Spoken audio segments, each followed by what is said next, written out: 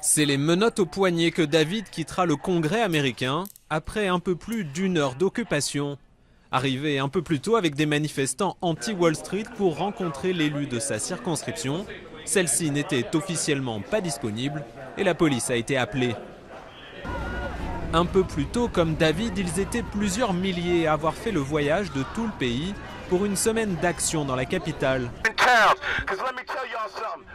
Melissa et son petit groupe ont fait 24 heures de car, payés par un grand syndicat, depuis le Missouri pour venir occuper le bureau de leurs représentants au Congrès. Le fait qu'ils n'augmentent pas les impôts sur les grandes entreprises, qu'ils ne suppriment pas les niches fiscales, c'est ridicule. Il faut qu'ils nous écoutent, on est venu pour ça. Tout le monde a le droit d'entrer au Congrès, même sans rendez-vous, une tradition.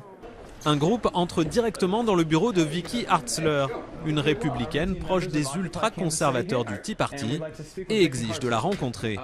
Elle n'est pas disponible, mais je peux voir si l'un de ses assistants parlementaires peut vous recevoir. Non, on voudrait vraiment parler directement à Vicky, mais on peut attendre.